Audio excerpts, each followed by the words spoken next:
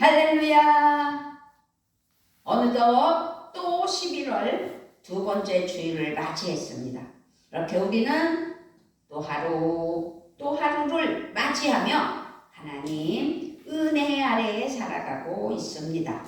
그렇습니다. 오늘 말씀은 이스라엘에서 가장 위대했던 다윗 왕, 하나님이 합한 자 다윗 왕, 하나님이 사랑한 자 다윗 왕, 그렇게 다윗 왕의 영광스러운 모습을 그리면서 말씀드리기보단 그 다윗이 보인 가장 안타까운 모습 중 하나를 말씀하고자 하나님 앞에 감사하며 응답하지 않는 기도에 대한 제목을 가지고 은혜가 있는 우리 모두가 되었으면 좋겠습니다. 아멘.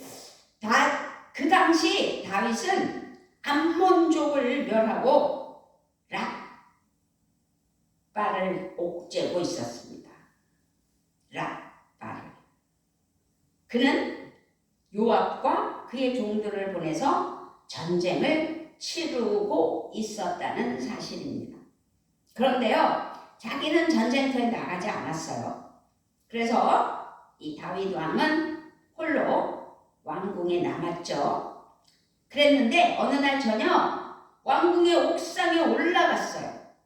그리고 그 옥상을 거닐고 있을 무렵에 한 여인이 목욕하는 모습을 보게 된 거죠. 그렇게 한 여인이 목욕하는 모습을 보게 되었습니다.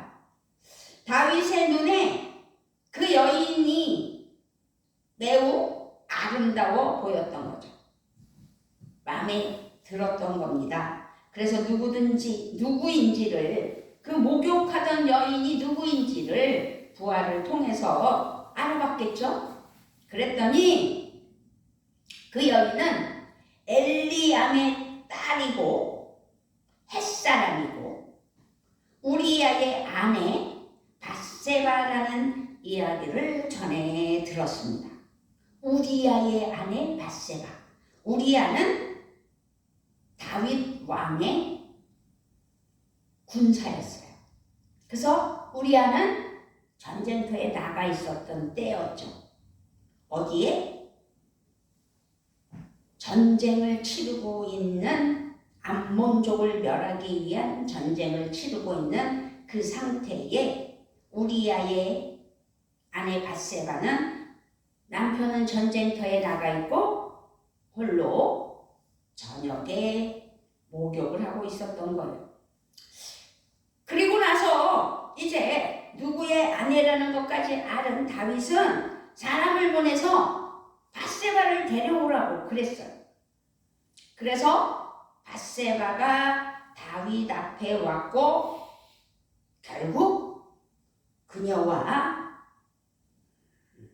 정을 나눴던 겁니다. 그 얼마 지나지 않아 밧세바에게 소식이 왔어요. 밧세바는 아기를 가졌다는 거죠. 임신을 하게 되었습니다. 이것을 알게 된 다윗은 자기 아내가 아니잖아요. 자기 부하. 이 밧세바의 남편인 우리아는 전쟁터에 있었던 거잖아요. 그래서 다윗이 장대를 부린 거죠. 우리아를 전쟁터에서 돌아오게 했습니다.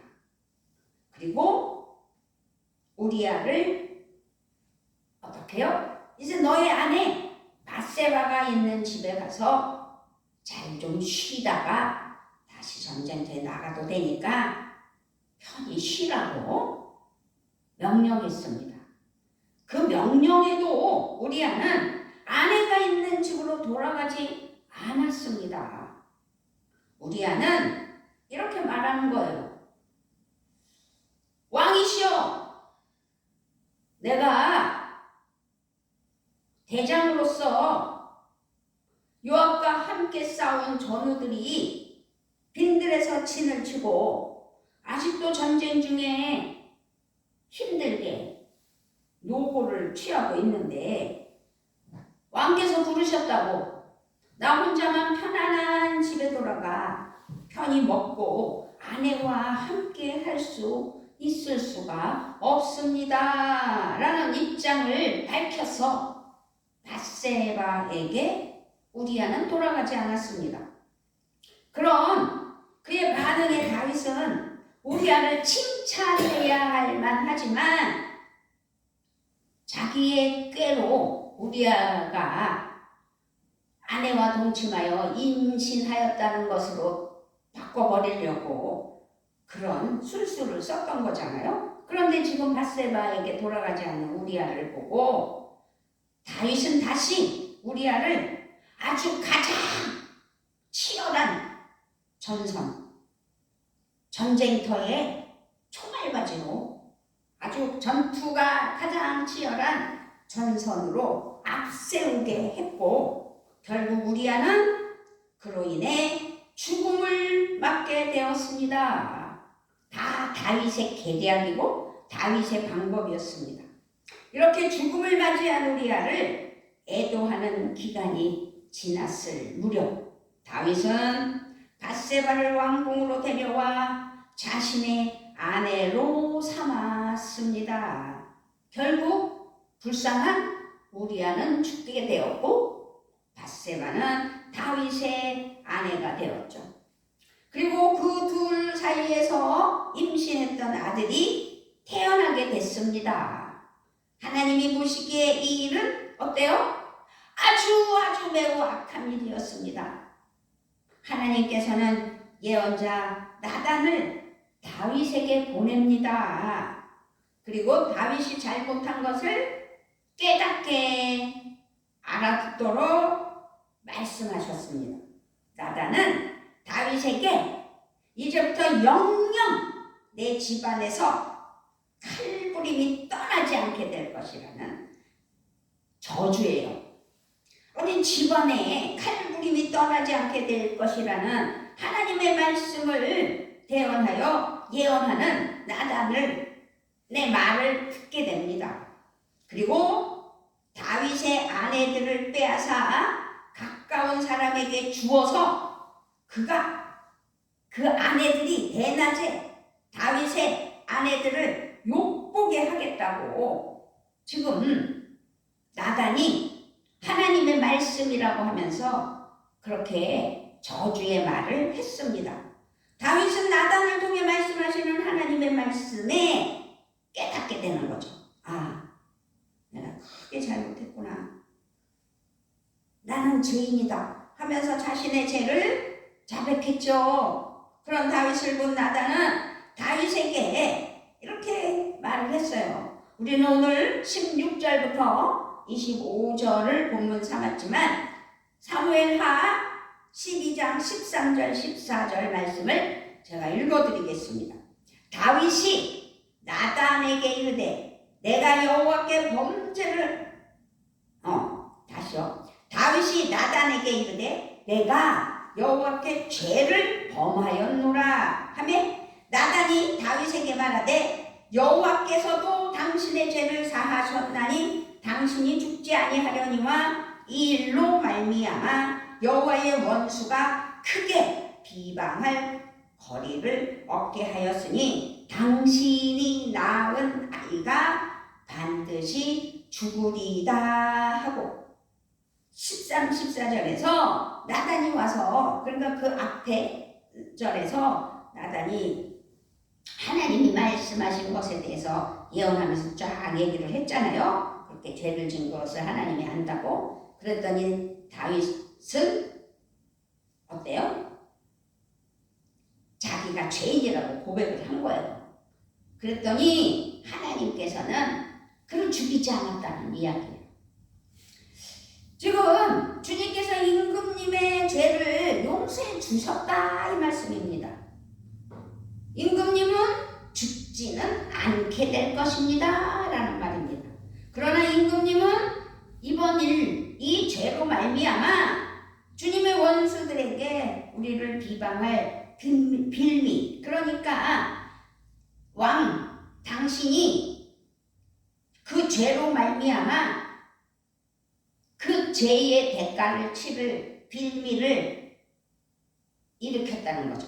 그래서 밧세바와 임금님 사이에서 태어난 아들은 죽을 것이라는 거죠. 둘이서 어떻게 해요? 다윗이 밧세바를 보고 데려다가 동침해서 아이를 가졌지만 그 아이가 아들인지 딸인지 아들이라고 그랬나요? 아무튼 아이가 태어났는데 그 아이는 반드시 죽게 될 것이라는 거죠. 나단의 말처럼 다윗과 밧세바 사이에서 태어난 아이는 병을 앓게 됐어요. 그리고 다윗은 그 아이를 살리기 위해 하나님께 간절히 금식하며 기도하는 장면이 오늘 우리에게 주신 본문 말씀입니다. 그렇게 왕궁으로 돌아와서도 밤을 새웠습니다. 맨 땅에 누워 잠을 잘 정도로 다윗은 간절했습니다. 늙은 신하들이 땅바닥에서 다윗을 일으키려 해도 일어나지 않았습니다. 또한 그들과 함께 음식도 먹지 않았다는 사실입니다. 그런데요, 1회째 되는 날 다윗이 그토록 기도하며 살려달라고 했던 그 사랑하고 아꼈던 그 아이가 결국은 죽게 되었습니다. 신하들은 그 사실을 알렸을 때 다윗이 받을 충격을 고려해서 다윗이 충격받을까봐 다윗에게 아이가 죽게 되었다는 사실을 말하지 않으려고 했다는 사실입니다. 그렇지만 다윗은 똑똑하잖아요. 자기의 그 방법대로 어떻게든 그 죄를 모면해 보려고 우리아같이 죽인 사람이잖아요. 그러니 이 다윗이 수군거리는 이 신하들을 보고 눈치를 챈 거죠. 다윗은 수군거리던 그들의 모습을 통해 아이가 죽은 사실을 간파했습니다. 다시 말해서 자신이 그토록 간절히 하나님께 살려달라고 기도했던 자신의 아이가 죽게 되었다는 사실을 알게 되었던 사실입니다. 그러자 반정이 일어납니다. 다윗은 땅바닥에서 일어났습니다. 그리고 목욕을 했습니다. 자신의 몸에 기름을 바르고 입었던 옷을 벗어버리고 새 옷으로 갈아입은 뒤에 성전으로 들어가서 주님께 경배했습니다. 할렐루야. 지금 다윗은 왕궁으로 돌아와서 그러고 난 다음에 왕궁으로 돌아와서 음식을 차려 먹었습니다. 근심과 슬픔 속에서 자신의 아들을 살려달라고 하나님께 기도하며 간구했던 지난날의 모습과는 전혀 너무나도 다른 모습을 볼 수 있었던 것입니다. 신하들은요, 그런 다윗이 너무 궁금했어요. 그래서 다윗에게 물었습니다. 아니, 임금님, 왕자가 살아있을 때는 식음을 정폐하며 슬퍼하더니 왕자가 죽은 후에는 음식을 먹는 이유가 무엇이냐고 말입니다. 그러자 다윗이 대답을 합니다. 그 말씀이 22절, 23절입니다. 자, 크게 읽습니다. 시작. 이르되 아이가 살았을 때에 내가 금식하고 운 것은 혹시 여호와께서 나를 불쌍히 여기사 아이를 살려주실는지 누가 알까 생각함이거니와 지금은 죽었으니 내가 어찌 금식하랴. 내가 다시 돌아오게 할 수 있느냐. 나는 그에게로 가려니와 그는 내게로 돌아오지 아니하리라 하니라. 아주 단호해요. 아이가 살아있을 때에 금식하면서 운 것은 혹시나 우리 하나님께서, 우리 주님께서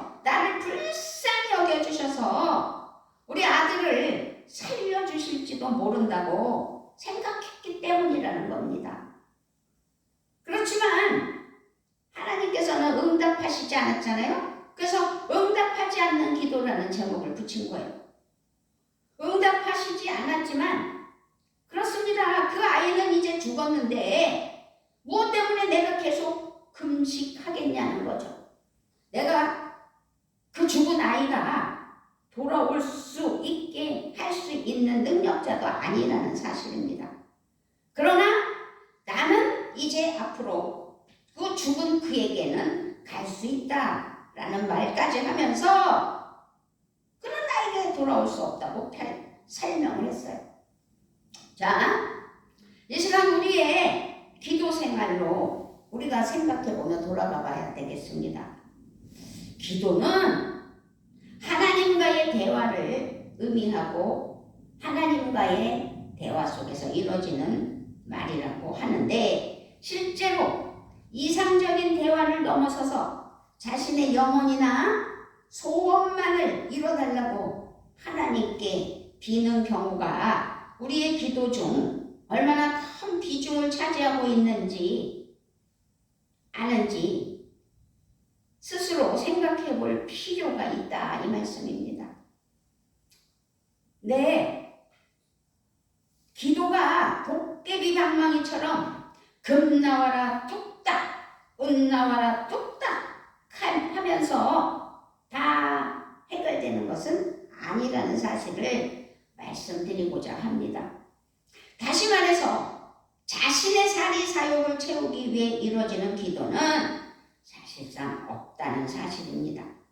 그렇다고 하나님이 우리의 간절한 소원을 들어주시지 않으시는 분은 아니잖아요. 절대 아닙니다. 우리는 응답받은 기도가 사실상 더 많습니다. 그렇기 때문에 우리는 하나님은 사랑의 하나님, 응답의 하나님이시라는 사실을 알고 있습니다. 우리 하나님께서 애굽에서 종살이 하던 이스라엘 백성을 돌아보신 것처럼 하나님은 우리의 신음에 응답해 주시는 분이라는 사실입니다. 그렇지만 우리는 오늘 말씀에서 기도에 응답하지 않으신 하나님의 모습을 기억하며 생각하며 발견할 줄 알아야 됩니다. 여기서 왜 하나님은 다윗의 간절한 소원을 들어주시지 않으셨는지를 생각해 볼 필요가 있다, 이 말입니다. 그 이유는 사실상 분명해요. 나단이 말했잖아요. 12장 13절 14절에서 14절 후반절에 보면 당신이 낳은 아이가 반드시 죽으리이다. 그렇게까지 나단이 설명을 했어요. 그렇지만 다윗은 혹시나 하고 불쌍히 여겨주시고 긍휼을 베풀어 주셔서 그 아이를 살려주실까 하여 금식하며 애도하며 하나님 앞에 간구했죠. 그런데 하나님은 결코 응답하시지 않았어요. 결국은 그 아들은 죽었어요. 그래서 우리가 원하는 대로 다 응답하시지는 않는다는 것을 알았어요. 그 이유가 우리는 알아야 돼요. 지금 다윗은 어땠어요? 그 아이는 어떤 아이예요? 죄로 낳은 아이예요. 다윗은 우리아를 전쟁터 최전선으로 내몰아서 죽게 만들었고, 그로 인해 어떻게 해요? 살인하지 말라는 6계명을 어긴 거예요. 또 다윗은 우리아가 죽기 전부터 우리아의 아내를 탐냈잖아요. 누구의 아내라는 걸 알았잖아요. 그런데도 불러오라고 그랬잖아요.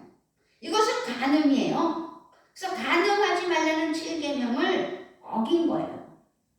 그런 그의 죄가 나온 결과가 바로 밧세바와의 사이에서 나온 그 아이라는 사실이죠. 결국 이 일은 하나님 보시기에도 매우 악한 죄였기 때문에 하나님은 그 죄의 결과를 그 아이의 죽음으로 해결하셨다는 것입니다. 다윗의 사리사욕, 다윗의 권위적인 그것으로 말미암아 죄를 지었던 것, 이 모든 것들을 인정하지 않으셨다는 사실입니다.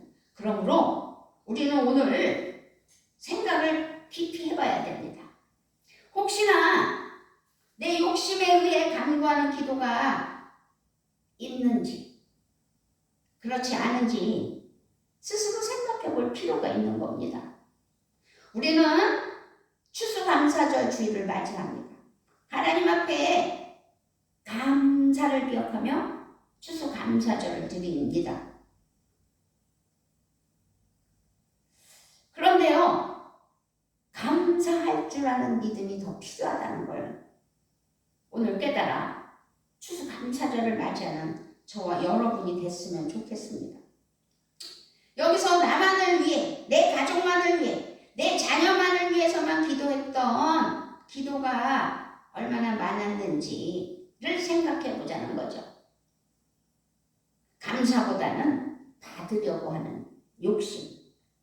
그렇습니다. 먼저 하나님의 나라와 의를 구해야 할 우리의 사명과 직분은 잊어버리고 이 땅에서 나만 배불리기를 간구하는 모습이 우리 가운데 있지는 않은지 스스로 이 시간 자신의 신앙을 돌아보는, 자기를 점검할 줄 아는 그런 시간이 되어야 될 줄 믿습니다.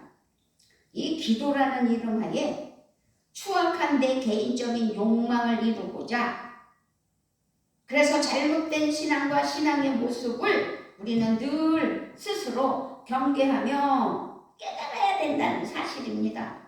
다윗의 아들이 죽게 되는 안타까운 상황 속에서도 우리는 감사할 사실 하나를 발견할 줄 아는 이 시간이 됐으면 좋겠습니다. 그것은 바로 하나님께서 다윗이 죄를 범했음에도 불구하고 그를 죽음에 넘기지 않으셨다는 것을 감사해야 될 줄 믿습니다. 우리는요, 오늘 사무엘하 12장 16절부터 25절 말씀을 통해 알 수 있는 사실은 자신의 죄를 고백하고 그 죄를 뉘우치며 회개하는 자녀들을 하나님께서 용서하신다는 사실을 알아야 된다는 사실입니다. 우리는 잘못된 것은 회개할 줄 알아야 돼요. 그래서 하나님과 항상 함께하며 자기 자신을 돌아봐야 된다는 거죠.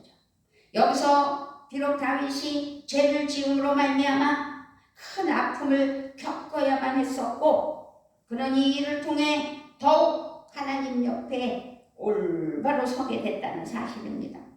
그 일 중에 아들을 잃게 된 후 그가 보여준 모습은 참된 신앙인들에게, 오늘날의 신앙인들에게 귀감이 되는 모습이다 라고 말씀드릴 수 있습니다. 특별히 다윗은 아들을 잃게 될 어려운 처지 속에서 낙심만 하지 않았습니다. 자신의 아이가 죽게 될 것이라는 사실을 사실상 나단 선지자를 통해 듣게 되었음에도 불구하고 다윗은 자기 나름대로 최선의 방법을 다했다는 사실이지요. 그러면서 하나님의 뜻을 돌이키기 위해 간절히 금식하며 하나님께 기도를 했던 것을 볼 수 있습니다. 사실상 식음을 전폐하며 하나님께 자신의 기도를 들어주시라고 자기가 원한다고 마음을 아랬던 건 사실입니다. 이러한 그의 태도는 우리 예수님과도 비슷합니다. 예수님께서 당하신 고난 속에서 찾아볼 수 있습니다. 예수님이 잡히시기 전날 밤 겟세마네 동산에서 어떻게 기도하셨어요? 우리 다 잘 알고 있잖아요. 주여, 할 수만 있다면 이 잔을 피하게 하여 주소서라고 호소했으며 기도해서 땀방울이 핏방울처럼 되기까지 아주 간절히 애절하게 기도하셨던 우리 예수님. 그렇지만 예수님은 알았어요. 하나님의 뜻대로 하시라고. 하나님의 뜻대로 하소서라는 기도와 함께 예수님은 십자가의 그 아픔과 고통과 십자가상의 죽음을 받아들이신 예수님의 모습을 우리는 기억할 수 있습니다. 결국 하나님이 행하신 모든 일을 인정하고 도리어 하나님께 경배드리는 다윗의 모습 속에서, 그리고 하늘 아버지의 뜻에 순종하시는 예수님의 모습 속에서 우리는 놀라운 신앙의 요지를 깨달아야 될 줄 믿습니다. 아멘. 그것은요, 우리가 하늘 아버지의 말씀에 순종할 때 온갖 오해와 저주와 오해인 삶 속에서 저주에 오신 수의를 벗어버리고 새로운 흰옷으로 갈아입은 후 다시 살아나셔서 부활의 첫 열매와 모범이 되신 예수님처럼 놀라운 하나님의 은혜를 분명하게 전하는 도구로 사용되게 된다는 사실입니다. 그토록 다윗은 열심을 다해 기도했습니다. 다윗은 결국 응답되지 않은 기도를 통해 하나님의 뜻을 분명히 알게 되었습니다. 그것은 하나님의 마음이 죄 가운데 있지 않는다는 것, 죄는 용납이 안 된다는 것, 하나님은 또한 자기 욕심을 이루기 위해 수단과 방법을 가리지 않는 사람과 함께하지 않으신다는 사실입니다. 죄의 삭은 사망이라는 말씀이 있잖아요. 죄의 삭은 사망이라는 하나님의 말씀 안에서 자신의 죄를 자백하고 회개했을 때 하나님은 다시 다윗을 사랑으로 돌봐 주셨다는 사실입니다. 아멘. 24절 25절입니다. 시작. 다윗이 그의 아내 밧세바를 위로하고 그에게 들어가 그와 동침하였더니 그가 아들을 낳음에 그의 이름을 솔로몬이라 하리라. 여호와께서 그를 사랑하사 선지자 나단을 보내 그의 이름을 여디디아라 하시니 이는 여호와께서 사랑하셨기 때문이더라. 아멘. 아멘. 할렐루야. 우리 하나님은 다윗이 자기의 아내 밧세바를 위로하고 동침하게 하셨고 그 여인 밧세바가 다시 아들을 낳았다는 사실입니다. 다윗이 그의 이름을 솔로몬이라고 하였습니다. 주님께서도 그 아이를, 우리 하나님께서 그 아이를 사랑해 주셨습니다. 그리고 예언자 나단을 다시 보내주셔서 주님께서, 하나님께서 사랑하신다는 뜻으로 그의 이름을 여디디아라고 부르게 하셨다는 사실입니다. 이제 다윗과 밧세바는 함께 죄의 굴레에서 매여 그들의 아이였던 아들을 잃게 되는 큰 불상사를 경험했습니다. 그렇지만 자신의 죄를 자백하며 회개했던 다윗과 밧세바에게 하나님은 다시 은혜를 허락하셨다는 사실입니다. 그들에게 아들 솔로몬을 허락해 주셨다는 사실입니다. 거기다가 덧붙여 하나님은 선지자 나단을 그들에게 보내주셔서 태어난 아이의 이름을 여디디아라 라고 이름까지 붙여주시는 은혜. 그 이름은요, 우리나라 말로 해석해보면 여호와의 기쁨, 여호와께 사랑을 입은 자라는 뜻을 가지고 있는 이름이라는 사실입니다. 하나님의 기쁨, 하나님의 사랑을 입은 자 여디디아. 자기의 죄를 뉘우치고 하나님의 뜻대로 살고자 기도하는 다윗에게 새로운 삶을 허락하신 사랑의 하나님, 그리고 죽기까지 하늘아버지의 말씀에 순종했을 때 부활의 영광을 보이신 예수 그리스도의 하나님을 기억하는 이 시간이 되셨으면 좋겠습니다. 아멘. 그것이 하나님이 기뻐하시는 참 신앙이에요. 하나님의 놀라운 은혜, 응답되지 않은 기도로 하나님의 뜻을 더욱 분별할 수 있도록 계시하시는 하나님의 은혜, 더불어 죄의 굴레에 매여 있었음에도 불구하고 자신의 죄를 자백하며 회개하게 하는 이에게 더 큰 사랑으로 덧입혀 주시는 하나님의 은혜. 다윗은 죄를 고백했던 것입니다. 지금 현재 기도의 응답이 없는 것이 있습니까?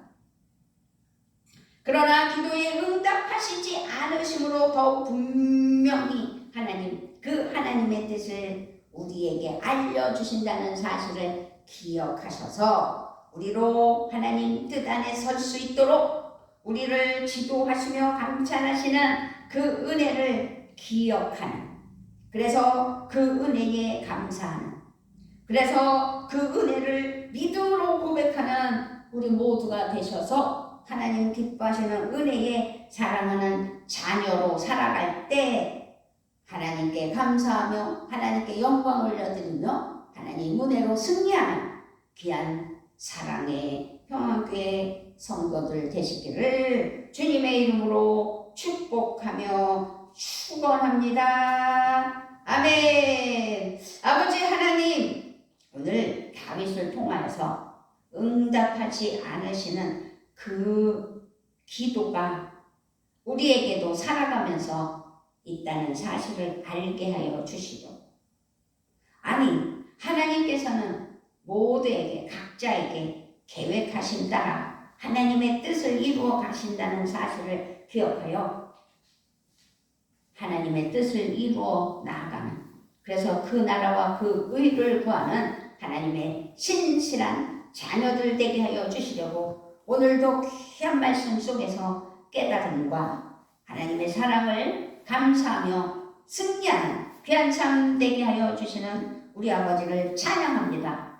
한 주간을 하나님의 은혜 아래 승리케 하시고 추수감사절을 맞이하는 은혜의 한 주가 되게 하여 주실 것을 믿고 감사를 드리며 우리 주 예수 그리스도의 이름으로 기도드리옵나이다. 아멘. 아멘.